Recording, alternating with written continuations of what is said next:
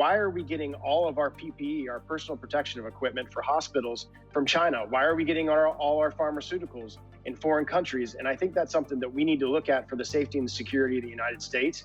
And so we're putting a bill together that would incentivize, from a tax perspective, those companies to come back to the United States and manufacture that PPE here on our shores. And then we have assurances that it's actually being made and manufactured in a way that's safe to the United States. And then when we have a pandemic like this, we can actually get those supplies from American manufacturers on the soils of America instead of being reliant upon China or Italy or other countries that are manufacturing the product. Just how would the Chinese government COVID-19 Accountability Act, recently proposed by Congressman Greg Steube, help America recover from the coronavirus pandemic?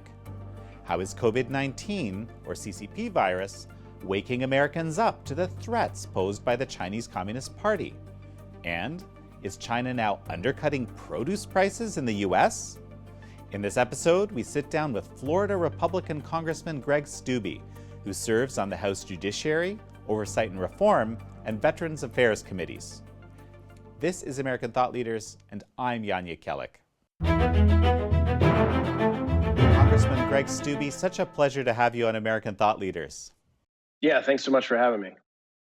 You know, you have this new legislation that you're proposing that caught my eye. It's the Chinese Government COVID-19 Accountability Act. This is some topic that we've been talking a lot about on the show lately, and there's a new headline to consider here. Out of Wuhan, China, we've just discovered that the death toll is apparently 50% higher than what they were saying before. And so that kind of speaks a bit to accountability. What are your thoughts? Yeah, I mean, I don't think that we can believe, at least as Americans, and what we're hearing from the government of China, I don't think we can believe anything that we're seeing. I mean, suddenly the amount of people that died from COVID-19 in Wuhan has gone up by 50%.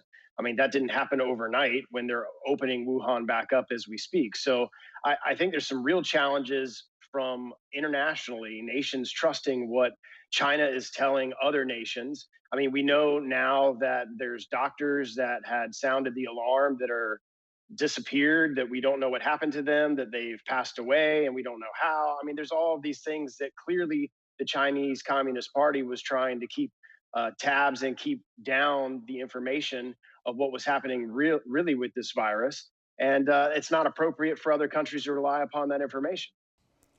You know, I've frankly found it a bit worrisome that a number of our media here in the US actually have just kind of accepted the Chinese number at face value when we know a lot of the numbers can't be counted on like that. I mean, even these new numbers, frankly. Yeah, it's disappointing. You have the mainstream media that literally was just putting out what the Chinese Communist Party was putting out, and those aren't reliable. It's not reliable information. You don't know where it's coming from, or if the government's just creating these things to try to have some type of narrative that the Chinese government wants to have. Unlike America, where you have checks and balances in our government and you have free association of press, you don't have free association of press. When all of this started happening, they started kicking out American reporters, the Wall Street Journal reporters, and other reporters from the United States out of their entire country, so that there wasn't information that they couldn't control coming out. So those are the challenges that I think we face, being reliant upon anything that comes out from the Chinese Communist Party. You know, you supported this temporary defunding of the WHO pending investigation of Chinese influence. Can you tell me more why? Yeah, 100%. When there's now reports that the Chinese were feeding the leader of the WHO information of what they wanted him to say and how they wanted him to say it. The WHO was even saying in the very beginning that this doesn't spread by human to human contact. We know that to be absolutely and utterly false. Another information that the Chinese government was trying to perpetrate, oh, this isn't spreading human to human, when it actually was. How many lives could have been saved if we got the actual accurate information in the beginning of this pandemic from the Chinese government? Had the Chinese government acted swiftly and quickly, I think that it would never have left the shores of China. It wouldn't have come to the United States, because they would have known what was going on and didn't want disinformation disseminated to the entire world. So if we're not getting accurate information from the WHO, then why is the United States being a part of it and being where we send the most amount of money of any country in the world to support them? So absolutely, I support the president in pulling back our funding to ensure that at least the information that they're disseminating is accurate. You know, some folks and folks actually we've had on the show are kind of actually concerned with the U.S. involvement in these international institutions or lack of it, because the thing that's been voiced a number of times recently actually is that what happens when the U.S. pulls back, China kind of tries to come in and fill the vacuum and gain more control. And you know, based on everything you've said and the information we know, that more control isn't a very positive thing. Well, I don't think supporting organizations that aren't disseminating correct information is what Americans want have done with their tax dollars. When I got elected, one of the things that were constantly talked to me on the campaign trail was, why are we sending all this money, our taxpayer dollars, to all of these foreign governments, to all these different entities, when they don't have Americans in the United States perspectives in view and foremost in their minds? So I don't disagree with that. I think Americans should have some hostility and pause to determine where our money is going and how it's being spent. And if it's not to organizations that have what's best for the world in mind, we shouldn't be sending our money there. So this whole situation with COVID-19 or coronavirus or Wuhan coronavirus, or actually CCP virus as we call it at the Epoch Times, is kind of exposing let's say, a lot of connections, dependencies between the U.S. and China that are questionable. And this is something you've actually been vocal about. We've actually learned recently when it comes to supply chains that the Chinese government is requiring permits for companies if they wish to actually leave China at this time. I'm wondering what thoughts you have on this.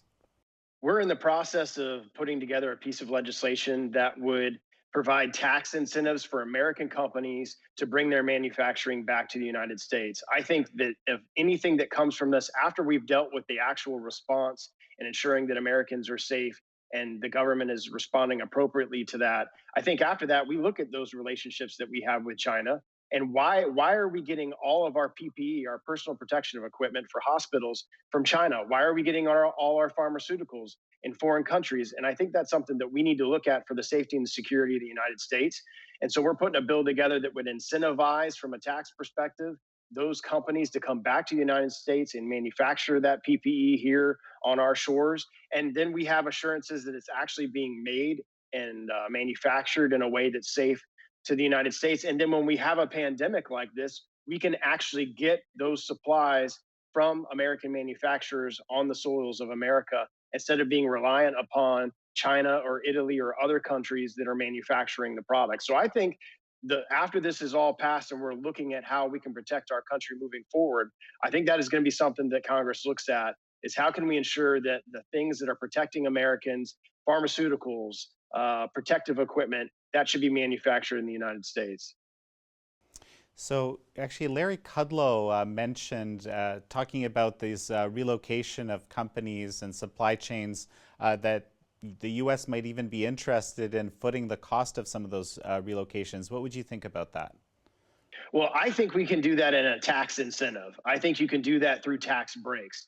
So whatever they're getting in China to move their companies, or to Mexico or these other foreign companies, let's make it beneficial financially for them to invest in the United States, bring their companies here and manufacture here. That creates jobs, that creates a building of the economy in our community, in our country. And then we're not relying upon foreign governments to get certain type of products. I think if you do it through tax incentives and not direct money of tax dollars going to companies, I think the American people support that a lot more, and do it in a way that they would want to be very encouraged to come to the United States and open up manufacturing here. I want to talk a little more about your bill, this other bill about the accountability in a moment. But I guess what I want to find out from you is, what do you see right now as we speak as the strongest evidence that China or the Chinese Communist Party is actually responsible for this global pandemic? Well, we know where it came from. We know it came from Wuhan, China.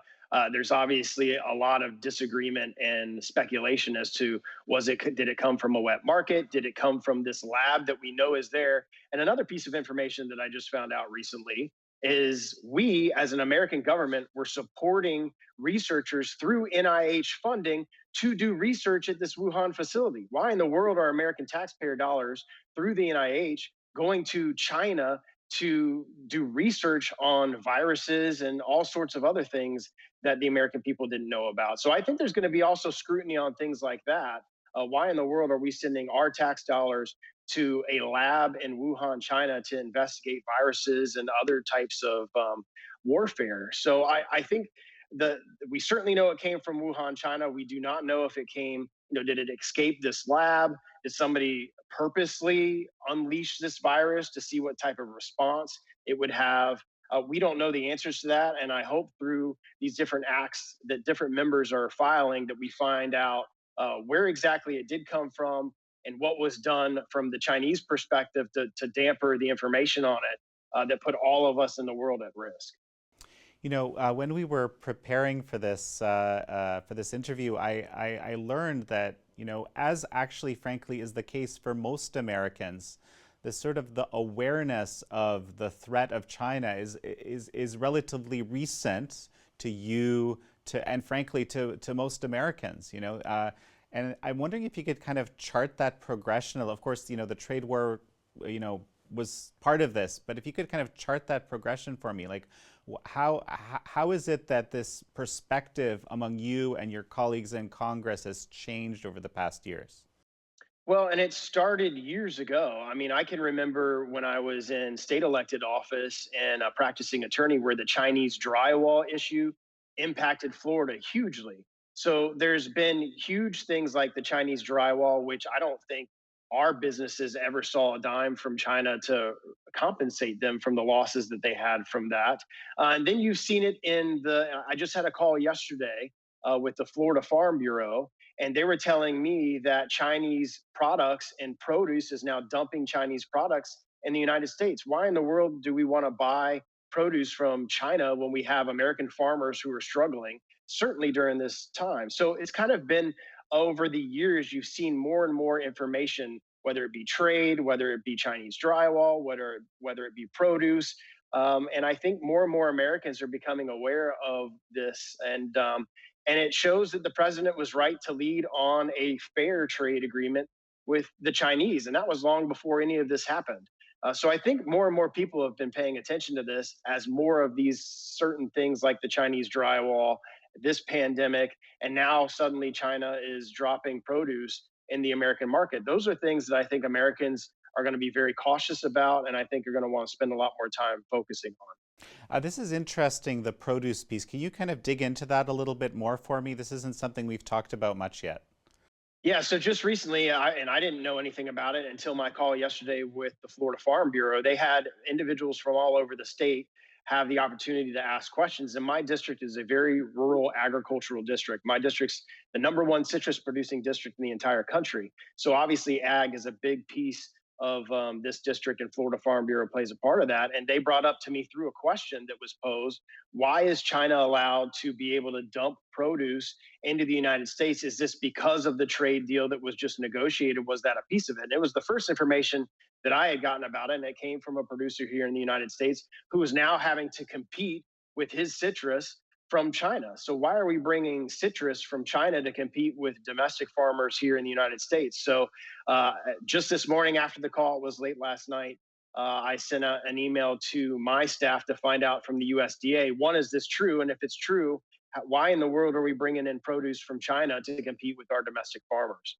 Since we're talking about your district, actually, I saw that you had a town hall, so this virtual town hall recently. What is the state of people? What are people saying right now? What are their biggest concerns?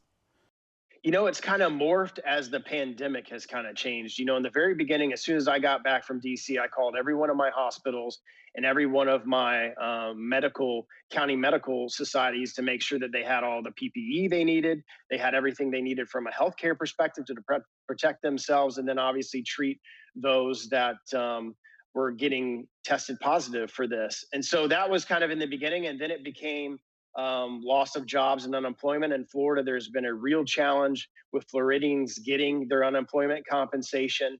And that's a state-run program. The feds just disperse the money, and the state runs the system. And now today, it's the paycheck protection programs run out of money. So now I have small businesses. I had a call this morning with a CPA who was telling me that 2/3 of the people of his clients that have now applied for this funding are freaking out because they don't know if the amount of money is going to get replenished. And for the last week or so, the president's obviously authorized more money to try to go into that program and ask Congress to just reauthorize more money to that program. And Speaker Pelosi and Chuck Schumer are holding that amount up for other things that they want. So we're trying to call on everybody to put pressure on the Democratic leadership to say, look, the time for politics is over. Let's focus on getting small businesses the relief that they need. So right now, that's kind of the focus, but it's changed as this pandemic has changed focuses. And now you have businesses that are struggling who kept their employees on, knowing that the government was going to reimburse them for paying those employees. And now they don't know what to do because they've made that commitment to their employees, and the government's not has the money to reimburse them for those payments. So I hope that Congress can come up to an agreement and get that money to them. We've been putting pressure on the Democratic speaker, but unfortunately, we're in the minority in the House, and we can't make that decision. Speaker Pelosi makes that decision. So right now, that's the challenge, and the focus is ensuring that our small businesses get that help that we told them that they were going to get. So the president has talked about reopening the economy and presented the plan to do that. How is that work for your district? Are you already aware? Is it going to happen soon in Florida in general? Just this morning, the mayor of Jacksonville repealed his executive order on people going to the beaches. So you're seeing that in parts of Florida. I get information every day from my district specific by county of test positives on cases and deaths from COVID-19. And I've been seeing the number trend down. There was an article in the Florida Digest this morning about comparing COVID-19 over the daily deaths to stroke, cancer, heart disease, and it's nowhere near cancer and heart disease. So I think you're starting to see that bell curve run down because of the response that government leaders have had. So I've been encouraging government leaders. Florida's governor has the decision to open it up himself, the state of Florida, and I'm encouraging him to do that. I think you're seeing the curve flatten. I think you're seeing cases go down. People know what the CDC recommendations are now for social distancing. If they don't want to go out, they don't have to if they're at risk. But I think it's time where we should start opening up businesses and slowly allow the economy to come back. Well, it's amazing to hear the changes, the sort of moves forward, so to speak, in Florida. I imagine there's a lot of folks all over the country that are thinking similarly, and we'll be collecting those stories and that information. But let's jump to your bill, the Accountability Act. Okay, so your bill is basically about the way in which the U.S. will be able to go after China and actually obtain the financial restitution, or so to speak. Is that right? Yeah, China should be held financially accountable for what they incurred and the impact that it's had in the United States. Our last bill, the Phase 3 bill, cost $2.2 trillion of our tax dollars. That's on top of the $4 trillion that we spent this year. That's more than 6 trillion that we've spent. We only take 3.5 trillion in, all to respond to a virus that should have been kept in China's shores. And it gives the president the ability to negotiate how that would work. Do we not pay a certain amount of interest on the debt that we owe China for some of the debt that we have? Do we have them reimburse us for medical expenses? Gives the president the authority and the ability to negotiate that. But I think China should be held financially responsible for the cost of the United States for having to respond to a virus that emancipated from their shores. I see. So this is kind of a one bill of a concert of bills. I mean, there's a bill that I've been quite interested in, which is Senator Hawley's calling for stripping the sovereign immunity that the Chinese regime enjoys with respect to this issue. What are your thoughts on that one? Yeah, I think you're going to see a litany of bills filed by members of Congress as it relates to China. There was a group text of a number of different Republican congressmen today about bills of getting people on and supporting different aspects of this. So I think you're going to see a litany of legislation as it relates to dealing with China, and how do we now deal with them from a manufacturing standpoint, from a trade standpoint, knowing that we're not getting accurate information from their government. So I think you're going to see a litany of bills. I hope that Congress gets back to work. There's Republicans that are encouraging leadership. Look, healthcare workers are out there working. We should be in Washington dealing with these issues on the front lines and ensuring that our government is well postured to be able to respond and then deal with the things that we need to deal with from a trade perspective with China. Are you expecting bipartisan support for your bill? I would certainly hope so. I would think that we can check our party affiliations at the door and know that China caused this, and China should pay the United States back for the cost that it had for our government. So I'm hopeful that we can have a bipartisan approach to this. We do have part of a caucus that is post 9/11 vets who served our country. It's called the Four Country Caucus, and it's a bipartisan group of individuals who serve their country in the military. And I'm going to bring that bill up during that call today, this afternoon, and hopefully I can get some bipartisan support for that. So, this is actually quite interesting. We were talking earlier about how this whole situation is exposing the realities of Chinese influence and having co-opted certain international organizations. I saw that you were actually involved in a resolution related to China suddenly appearing on the UN Human Rights Council. And I'm wondering if you could share your thinking about that. Yeah, it's fascinating if you look at the list of human rights abuses that the Chinese Communist Party has committed against their people, their lack of freedoms in their country, and the fact that they would get a seat on the United Nations Human Rights Council is just beyond the pale, in my opinion. So we filed a resolution that we're not going to be a part of that organization until China's removed as a member of the Human Rights Committee. There's no reason why they should be on there. They're one of the worst violators in the world of human rights violations, and so having somebody like China on the Human Rights Council is a little bit hypocritical, I think, and is not appropriate for having somebody that's committed so many human rights violations. So, what people argue in these kinds of situations is how can you get someone who's doing the violations to change if they're not part of the organization that's trying to change things? That's what I hear people tell me.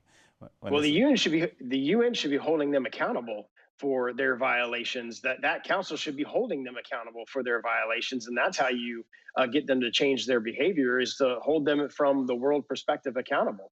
And hopefully, by our engagement on this issue and the country of the United States kind of backing out of these different things that they're involved with and clearly controlling, then we can have more change in their behavior. There's been a lot of discussion about Huawei and for that matter, China Telecom is another one we've been talking that's in discussion right now. China Mobile. What are your thoughts about these organizations or these companies? Yeah, and there were reports that the Chinese government was holding hostage PPE and face masks and face shields and telling other countries, yeah, we'll send it to you, but you've got to sign this contract for Huawei. And that should tell you what their real intentions are in trying to infiltrate all of these different countries and all of the information that these countries have. I'm very cautious about how we should approach that from a national security perspective. And I would encourage other governments to not take the free money that China is dangling in front of them in exchange for having them control all of their information in their country. So, Congressman Steube, it's quite remarkable that 70% of Americans, or actually 77% of Americans, blame China for coronavirus or CCP virus. That's according to this recent Harris poll. And to me, that represents, quite a dramatic shift from general perceptions of China, even 10 years ago, where let's say the Kissinger doctrine was what guided American thinking, this idea that if a lot of money is invested in China, China will change. And there was this kind of benevolent perception anyway. I'm wondering if you could please speak to that.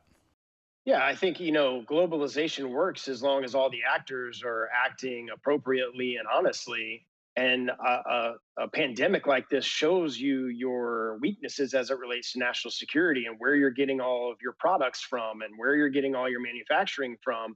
And when suddenly you can't get face masks and face shields because they're all manufactured in China and China's holding on to them, that's a real problem. When all of your medication and pharmaceuticals are produced overseas, that's a real problem for the health and safety and welfare of Americans. So I think this has really exposed some national security issues. And I think Americans are starting to see that it's not a good idea to be getting all of these things from foreign governments, especially communist foreign governments. So I think Americans are looking at this much more closely now and realize that, hey, maybe shipping off all our pharmaceuticals and the manufacturing of healthcare supplies to China isn't a great idea, even though we can get it for a cheaper price. I bet you Americans today, if I polled my district and asked them, would you pay a little bit more money to ensure that you were getting a face mask and a face shield produced in the United States by American companies? I bet that response would be in the 90 percentile. So I think this has really exposed how important it is from a national security perspective to get our food from the United States, to get healthcare supplies from the United States, to get medicine from the United States. And I think you're going to see more and more legislation encouraging businesses to bring that business back to the United States, which would have another effect of creating jobs in a time when obviously we have record unemployment due to this. So I think you're really going to see people's attitudes change as it relates to our relationship with China. So we're going to finish up in a moment. Any final words before we do? No, just thank you for the opportunity. I appreciate it. Well, such a pleasure to have you on the show.